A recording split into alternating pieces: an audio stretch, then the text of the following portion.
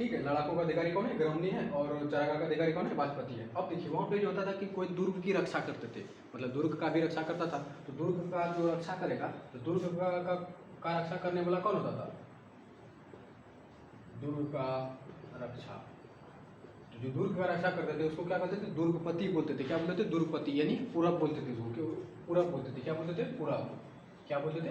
पूरब। ठीक। अब उसके बाद देखिए गुप्तचर। गुप्तचर, गुप्तचर को वहां बोलते थे अस्पस। क्या बोलते थे? अस्पस बोलते थे गुप्तचर को। गुप्तचर को क्या बोलते थे? अस्पस। अस्पस का अधिकारी, मान लीजिए अस्पस का अधिकारी। अब मान लीजिए कि कोई राजा है और राजा के विरुद्ध में जो है ना, जो कि समाज में जो है उसको, उसके विरुद्ध जो है कोई भला सोच रहा है, कोई बुरा सोच रहा है, उसके बारे में कोई कुछ बोल रहा है, तो उसका जो मतलब एक संस्था बनाया जाता था जिसे बोलते थे गुप्तचर। तो गुप्तचर जो यदि कहीं मतलब पूछे एग्जाम में कि गौड़ पुरुष किसे बोलते थे? गौड़ पुरुष, यानी गौड़ पुरुष किसे बोलते थे? गुप्तचर को बोलते थे। और गुप्तचर का मतलब क्या होता था? अस्पष्ट। यदि ये पूछे कि ऋग्वेदिक काल में अस्पष्ट का क्या अर्थ होता है, ऋग्वेदिक काल में अस्पष्ट का क्या अर्थ होता है, उसका जो अर्थ होगा वो हो जाएगा गुप्तचर।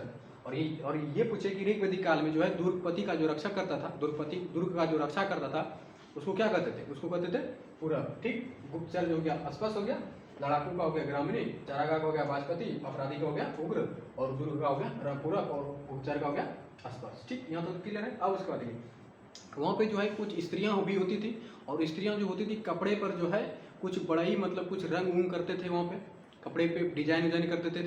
तो कपड़ा पर जो डिजाइन करता था, कपड़ा पर डिजाइन जो जो महिलाएं कपड़ा पे जो डिजाइन करती थी उसको क्या बोलते थे? उसको बोलते थे महिला पेशकारी। ठीक। उसको क्या बोलेंगे? पेशकारी। कपड़ा पर यदि डिजाइन किया करेगा तो उसको क्या कहेंगे? पेशकारी कहेंगे। और यदि गुप्तचर पुरुष जो होगा उसको क्या कहेंगे? अस्पष्ट करते थे। दुर्ग का रक्षा करेगा जो, तो उसको क्या कहेंगे? पूरब करते थे। और वहां पे देखिए कि जो होता था कि एक है रथकार है, सूतकार है।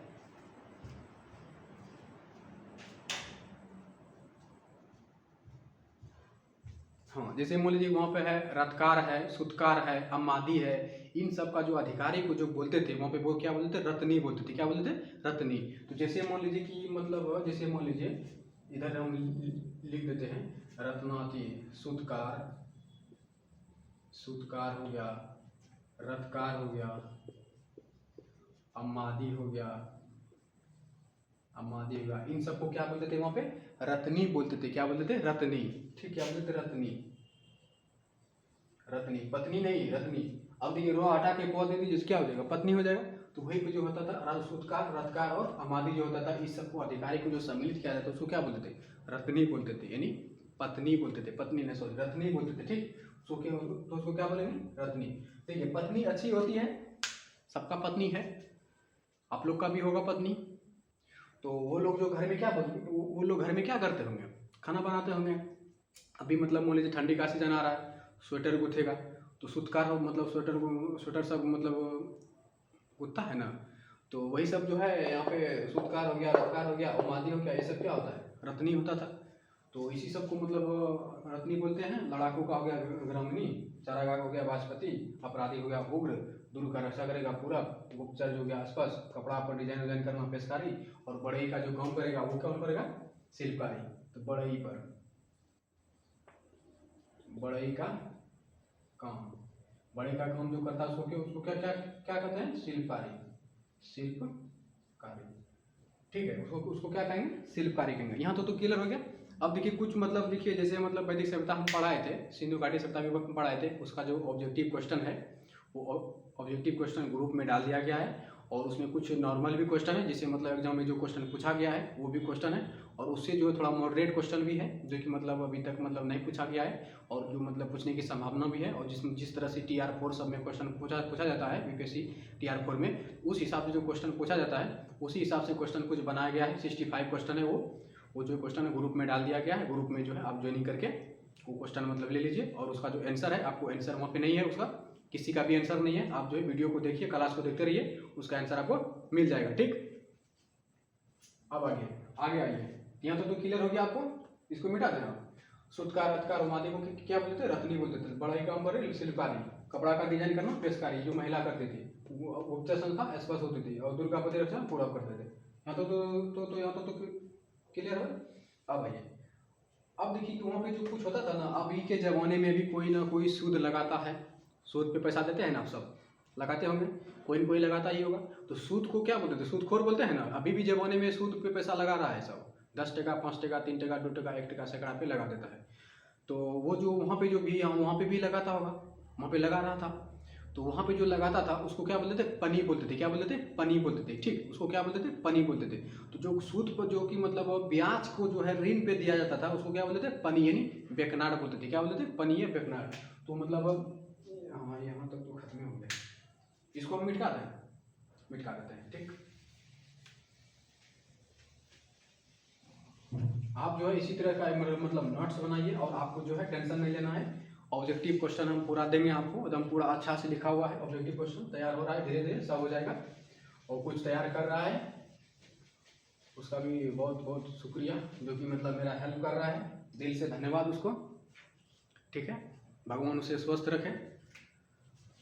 तो ठीक है, आप सबको भी स्वस्थ रखें। तो आइए आगे हम पढ़ते हैं। देखिए, अब उसके बाद देखिए कि वहाँ पे जो कोई आदमी मतलब सूद पे पैसा लगाएगा, तो जो कोई भी सूद पे जो पैसा लगाता होगा तो उसको क्या बोलते थे? पनी बोलते थे। तो ब्याज पर जो ऋण पे जो मतलब ब्याज जो है ऋण पे लगाना, उसको क्या बोलते थे? पनी बोलते थे। क्या बोलते थे? पनी। अब देखिए, पनी बोलते थे। ठीक, तो कपड़ा जो पहनते थे वो लोग 3 तरह के कपड़ा पहनते थे, अधिवास, वास और उष्णीस। अधिवास, वास और उष्णीस। वो लोग जो पहनते थे, अंदर में जो कपड़ा पहनते थे, हम अभी भी पहनते हैं, तो अंदर में जो कपड़ा पहनते थे उसको क्या बोलते थे? वो लोग निमी बोलते थे। तो अंदर में जो कपड़ा पहनने वाले को, अंदर में पहनने वाला कपड़ा कौन था? निमी था, निमी। और अभी अभी उसका क्या नाम है आप लोग जानते हैं? बताएंगे नहीं। तो अंदर में पहनने वाले कपड़ा को क्या कहते थे? निमी बोलते थे। ठीक, यहाँ तो क्लियर है। अब आइए, और जो जो मतलब ब्याज को जो ऋण पे देगा उसको क्या कहेंगे? पनी कहेंगे। कपड़ा 3 तरह के पहनते थे, अधिवास, वास और उष्णीय। और फिर अंदर में पहनने वाले को क्या कहते थे? निमी कहते थे। अब देखिए, श्राद्ध उराद का काम हो रहा है ना, अभी भी श्राद्ध का काम हो रहा है। कोई मतलब डेट कर जा रहा है तो उसका भी मतलब श्राद्ध उराद करते हैं। तो ये बताइए कि सबसे पहला श्राद्ध, पहला ऋग्वेद काल में ये उल्लेखित है कि सबसे पहला श्राद्ध किसने किया था? तो सबसे पहला जो श्राद्ध किया था, श्राद्ध जो किया था, पहला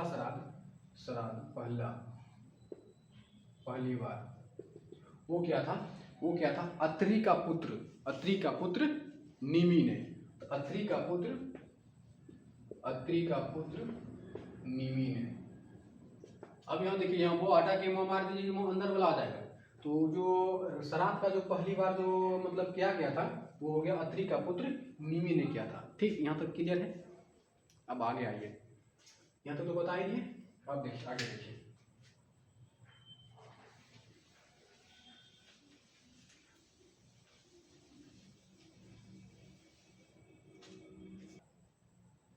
ऋग्वैदिक काल जो था, वहाँ पे जो होता था, महिलाओं को जो है अधिकार था, समान बराबर भाग में देते थे, भागीदारी होते थे। तो वो जो होता था कि अब मान लीजिए कि किसी महिला की पति डेट कर गया, तो उसको वहाँ पे ये अधिकार था कि आप जो है मृतक पति के भाई से शादी कर सकते हैं आप। ठीक, ऐसा उन लोगों को वहाँ पे अधिकार दिया गया था। यानी कोई विधवा औरत यदि चाहे कि मृतक पति से अपना पति से शादी कर ले, यानी देवर से शादी कर ले, तो ये अधिकार था उन लोगों के पास। ठीक, ये हो गया। अब ये बताइए कि ये पूछे कि आर्यों का जो पेय पदार्थ था, यानी पीने वाला पदार्थ क्या था? सोमरस पीते थे, जो वनस्पति का देवता है सोमरस। तो वो वही पीते थे, सोमरस पीते थे। अब उसके बाद ये वहाँ पे जो था, हम बताए थे ना, धर्म 3 तरह के था, एक ईश्वरवादी, वैश्वरवादी और एकात्मक। देवता भी 3 तरह का था। अंतरिक्ष का देवता अलग हो गया, और वायु और मध्य का देवता, स्वर्ग का देवता अलग हो गया, और पृथ्वी का देवता अलग हो गया। ये सब देवता मतलब बता दिया था आपको। और देखिए, वहाँ पे महिला के बारे में भी चर्चा हुआ था। अब ये क्वेश्चन बताइए, हम कुछ क्वेश्चन बताए हैं आपके सामने पढ़ते हैं, देखते हैं आप लोग उसका जवाब दे रहे हैं या नहीं दे रहे हैं।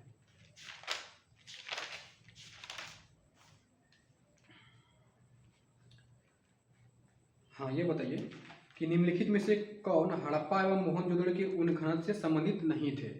निम्नलिखित में से कौन हड़प्पा और मोहनजोदड़ो के उत्खनन से संबंधित नहीं थे?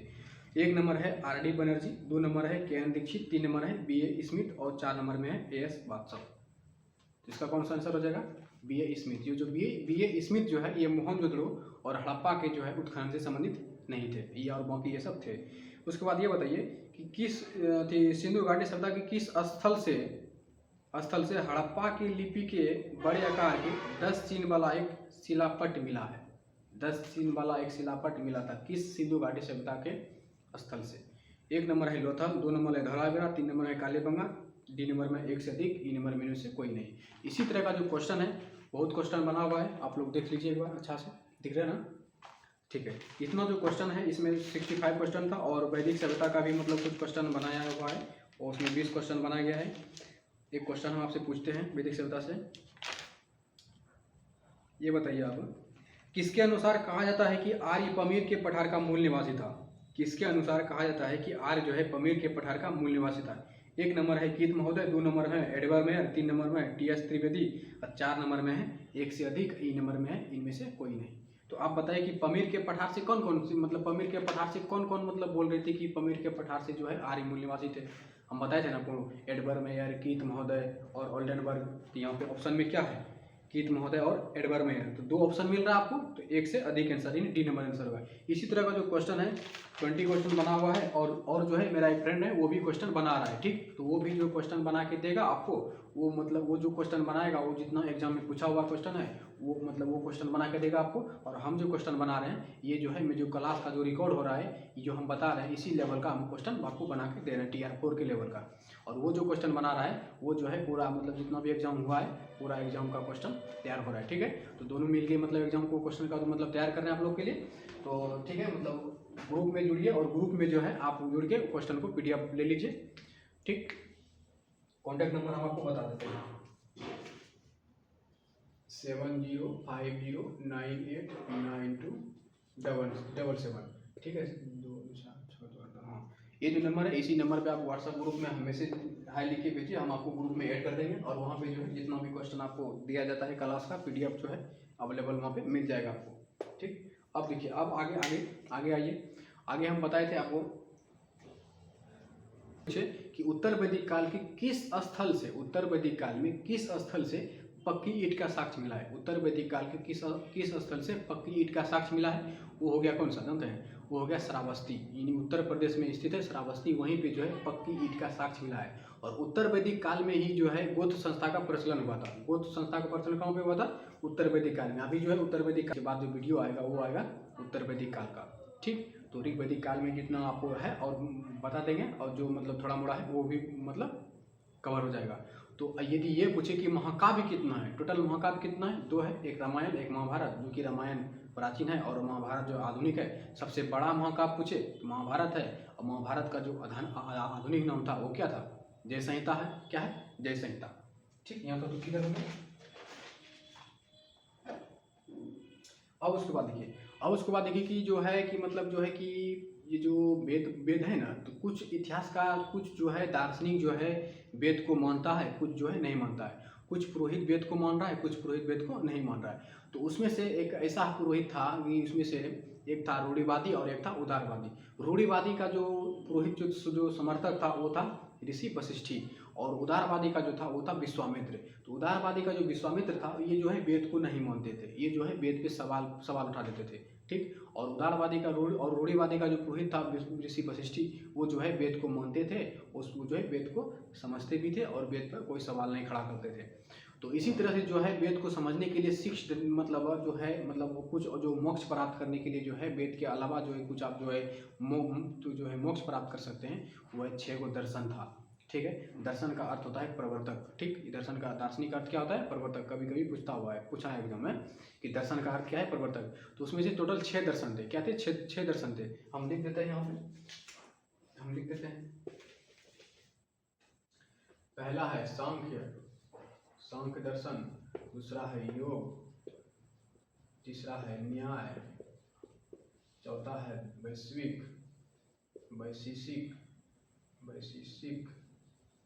और पांचवा है सांख्य, योग, न्याय, वैशेषिक, और उसके बाद है मीमांसा, और उसके बाद है वेदांत। ठीक, यहाँ तो कोई दिक्कत नहीं है।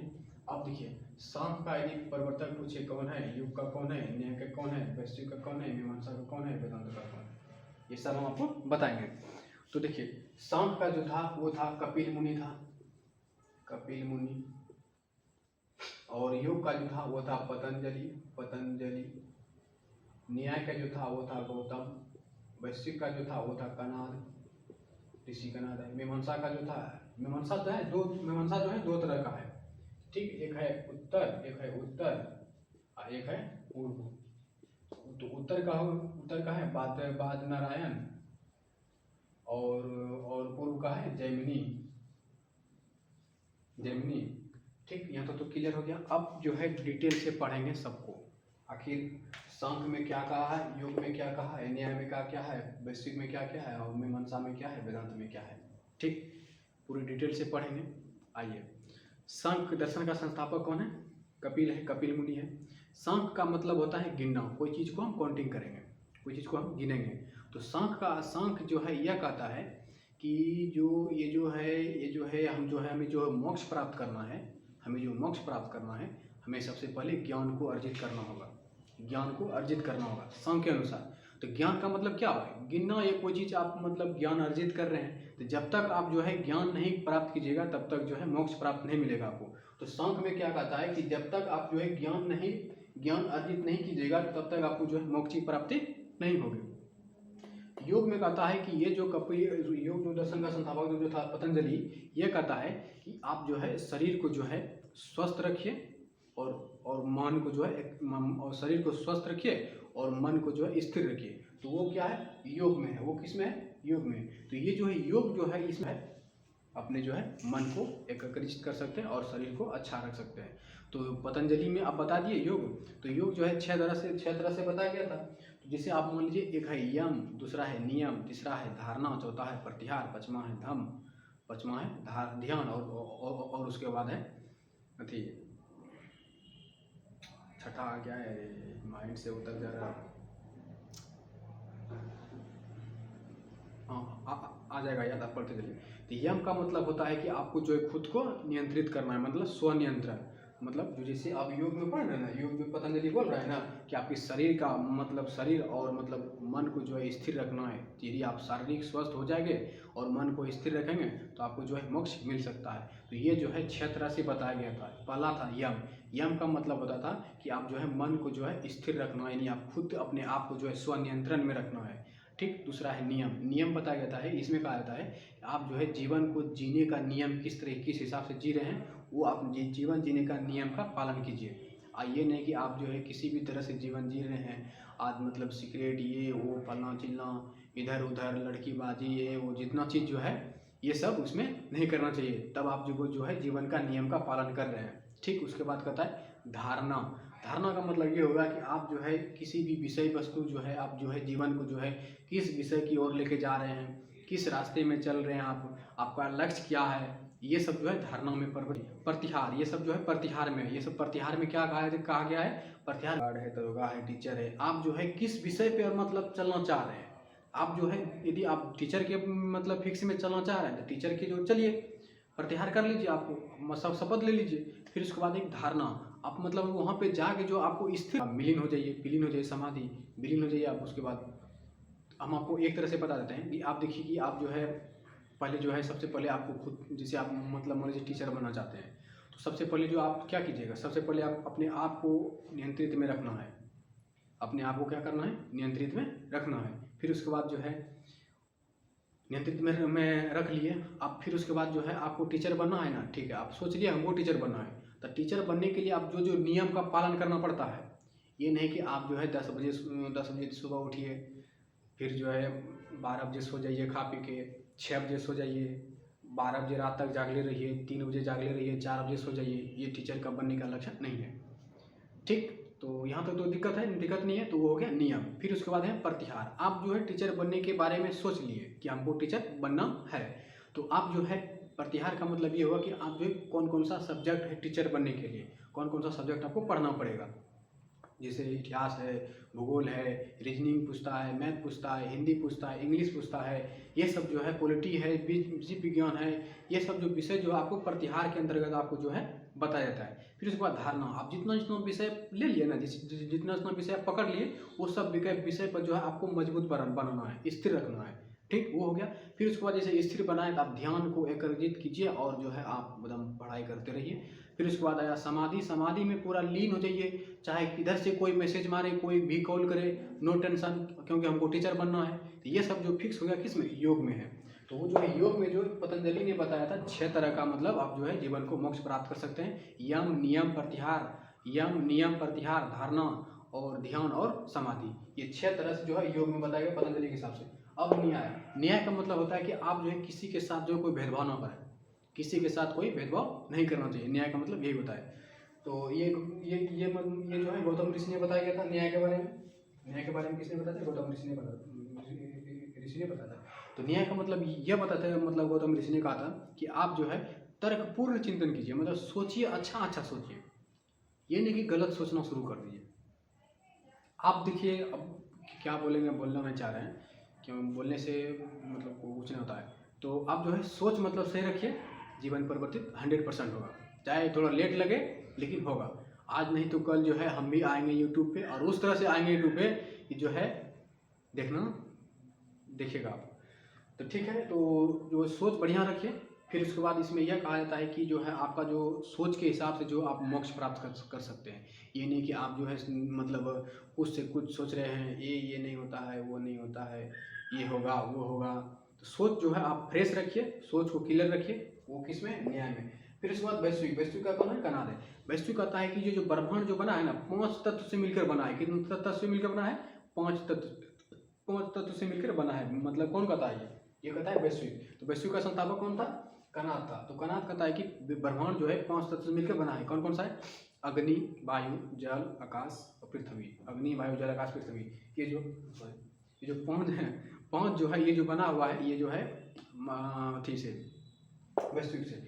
तो यही जो महर्षि कनाद कहता है कि ये वैश्विक यानी ब्रह्मांड से बना है। तो ये कहता है कि ब्रह्मांड जो है ये परमाणुवाद के कारण उत्पत्ति है, यानी ये परमाणु में समाहित है, परमाणु की तरह है। जिस तरह से परमाणु में इलेक्ट्रॉन, प्रोटॉन, न्यूट्रॉन ये सब रहता है ना, उसी प्रकार से ब्रह्मांड में जो है जितना ग्रह है ये सब घूमते रहता है। तो ये जो है परमाणुवाद जो है कनाद है। यदि ये पूछे कि परमाणुवाद का जनक कौन है, महर्षि कनाद। परमाणुवाद का जनक कौन है? महर्षि कनाद है। ठीक, उसके बाद देखिए मीमांसा जो है 2 तरह का है, एक उत्तर है, एक पूर्व है। उत्तर का बादरायण है और पूर्व का जैमिनी है। फिर उसके बाद हो गया वेदांत जो है ये 6 तरह का है। पढ़े होंगे वेदांत।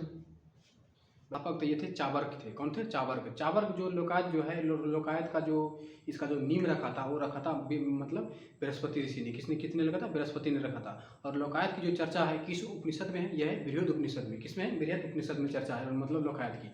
ठीक, तो ये जो है लोकायत मानता है कि ये जो लोकायत कहता है कि ये जो है ब्रह्मांड का जो उत्पत्ति हुआ है 4 तत्व से हुआ है। ये 4 तत्व को ही मानता है, लेकिन वो जो वैश्विक था, जो महर्षि कनाद था, वो जो मानता है कितना? 5 मानता है। लेकिन लोकायत का जो बृहस्पति ऋषि है ये मानता है 4। ये जो है आकाश को इसमें नहीं जोड़ा है, आकाश को नहीं जोड़ा है। पृथ्वी, वायु, जल और अग्नि, ये 4 को ये जोड़ दिया है, आकाश को नहीं जोड़ा। यदि ये पूछे कि ऋग्वैदिक काल में, यदि ये पूछे कि वैदिक सभ्यता के अंतर्गत लोकायत की विचारधारा के अनुसार बृहस्पति ने 4 तत्व को ही शामिल किया था। इसमें से 5वां तत्व कौन नहीं है? तो वो कौन सा हो जाएगा? आकाश हो जाएगा। आकाश को जो उसमें सम्मिलित नहीं किया था। तो 4 ही तत्व को माना था। फिर उसके बाद देखिए आजीवक संप्रदाय के संस्थापक जो था वो था मकलीपुत्तीस। 620 में स्थापना किया था।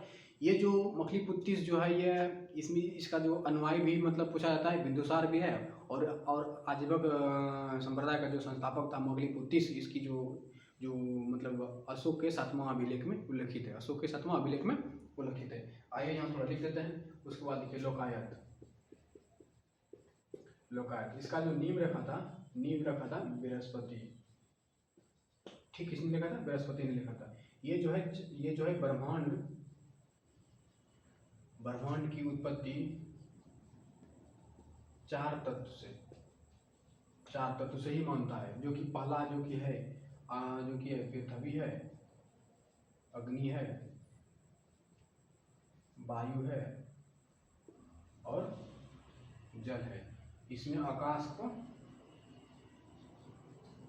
नहीं लिया, आकाश को नहीं लिया गया है। इसकी जो चर्चा है लोकायत संप्रदाय की जो चर्चा है वो कहाँ पे है? बृहद उपनिषद में। बृहद उपनिषद में। ये बताइए कि जलाल उपनिषद में किसकी चर्चा है? जलाल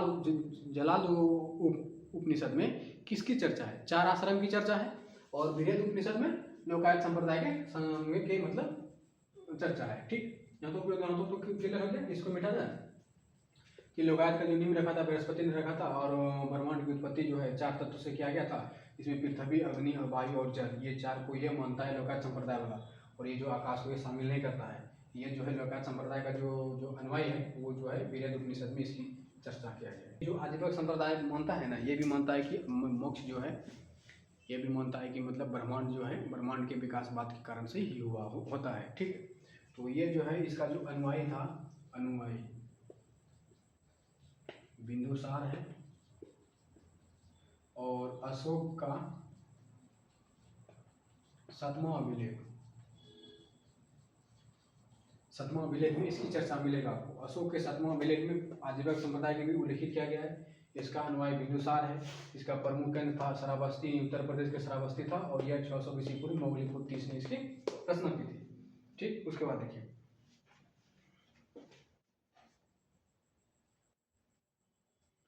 हाँ, अब बताइए कि अब जो बचा हुआ है ये जो है अब आपको जो है ये ऋग्वैदिक काल मतलब पूरी तरह से खत्म है। अब जो है उत्तर वैदिक काल आएगा। और उत्तर वैदिक काल में छोटा सा मतलब बचा हुआ है, छोटा मोटा है। तो जो है वो जो कि उसमें उपनिषद बचा हुआ है और पुराण बचा हुआ है। और थोड़ा मोड़ा जो है अथर्ववेद के बारे में थोड़ा मोड़ा भी बचा हुआ है। तो वो सब जो है अगला वीडियो आएगा, नेक्स्ट वीडियो आएगा। यहाँ तक तो आप लोग को समझा दिया पूरी तरह से। अब ये बताइए आप कि जो हम बताए थे आपको कि ऋग्वेद का जो ब्राह्मण ग्रंथ था वो कौन था? ऐत्रेय और कौत्सिकी था। तो ये बताइए कि यदि जो कोई वहाँ पे जो राज्याभिषेक करेगा, किसी राजा का राज्याभिषेक कराया जाता था, तो वो यदि ये पूछे कि ऋग्वेद में यदि ये पूछे कि ऋग्वेदिक काल के किस ब्राह्मण ग्रंथ में राजा का राज्याभिषेक की चर्चा का उल्लेखित है, किस हिसाब से राजा का राज्याभिषेक किया जाएगा, वो है ऐत्रेय ब्राह्मण ग्रंथ में। यदि ऐत्रेय ब्राह्मण ग्रंथ वहाँ पे नहीं रहे ऑप्शन में, तो आप यदि वहाँ पे ऋग्वेद रहेगा तो आप ऋग्वेद मार सकते हैं ना, मार सकते हैं ऋग्वेद। क्योंकि ऋग्वेद का ही ब्राह्मण ग्रंथ वो है। क्योंकि ऋग्वेद जो है, जो ऋग्वेद को जो संकलित किया गया है वो ऐत्रेय में किया गया, क्योंकि सरल भाषा में किया गया उसका। तो ऐत्रेय की जगह पे जो है ऋग्वेद भी मार सकते हैं ऑप्शन में। ठीक है, ये यहाँ तक जो है आपको पूरा ऋग्वेद के बारे में पूरा डिटेल से अध्ययन पढ़ा दिया गया। अब जो है नेक्स्ट वीडियो जो है आपको उत्तर वैदिक काल